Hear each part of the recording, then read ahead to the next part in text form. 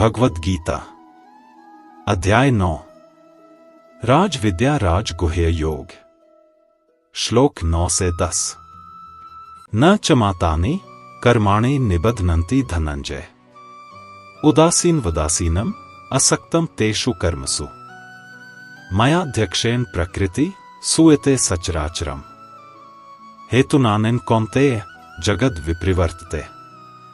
हे अर्जुन, सृष्टि के ये सारे कार्य मुझे बांध नहीं सकते। मैं इन कर्मों को केवल निष्पक्ष दर्शक की तरह देखता हूं और इनमें जरा भी आसक्त नहीं होता। मेरी शक्ति के प्रभाव में प्रकृति चल और अचल सभी प्राणियों को उत्पन्न करती है। मेरी उपस्थिति से ही यह पूरा जगत निरंतर घूमता, चलता और बदलता रहता है। श्री कृष्ण अर्जुन से कहते हैं कि पूरी सृष्टि उनकी शक्ति से चलती है। वे ही सबको सहारा देते हैं, वे ही सब में उपस्थित हैं। प्रकृति उन्हीं के आधार पर सृजन, पालन और सहार करती है। पर फिर भी वे किसी भी कर्म के फल से बंधते नहीं हैं। वे इसे ऐसे समझाते हैं कि जैसे सूर्य अपनी रोशनी से जीवन को चलाता है, ऋतु बदलता है, पेड़ पौधों को बढ़ाता है, पर स्वयं इन परिणामों से प्रभावित नहीं होता, वह बस प्रकाश देता है। उसी तरह श्री कृष्ण बताते हैं कि वे सबको शक्ति देते हैं, सबको चलने का आधार देते हैं, पर किसी भी काम का फल उन्हें छू नहीं सकता। वे सच्चे साक्षी की तरह सब देखते हैं, पर किसी में उलझते नहीं। फिर वे अर्जुन को यह भी समझाते हैं कि प्रकृति अपने आप कुछ नहीं करती।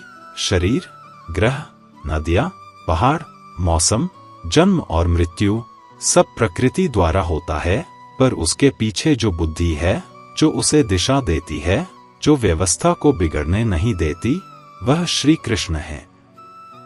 प्रकृति एक विशाल मशीन जैसी है, जो तभी ठीक चलती है जब कोई अदृश्य शक्ति उसे संतुलन देती रहे।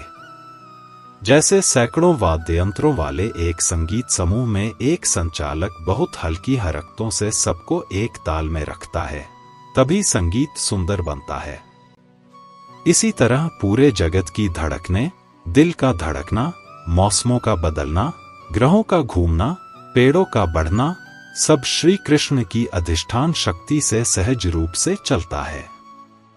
वे प्रकृति पर कोई जोर नहीं डालते, सिर्फ अपनी उपस्थिति से व्यवस्था बनाए रखते हैं। और फिर वे अर्जुन से कहते हैं कि वे यह सब इसलिए बता रहे हैं क्योंकि अर्जुन अपने कर्मों के फल से डर रहा है। उसे लगता है कि युद्ध करेगा तो पाप लगेगा और न करेगा तो कर्तव्य छूट जाएगा। इसलिए श्री कृष्ण उसे समझाते हैं कि वह भी उसी तरह कर्म करे जैसे ईश्वर करते हैं, पूरी निष्ठा से, पूरी शक्ति से, पर बिना आसक्ति के, कर्तव्य निभे पर मन ना बंधे। यही कर्मयोग है और यही असली स्वतंत्रता है।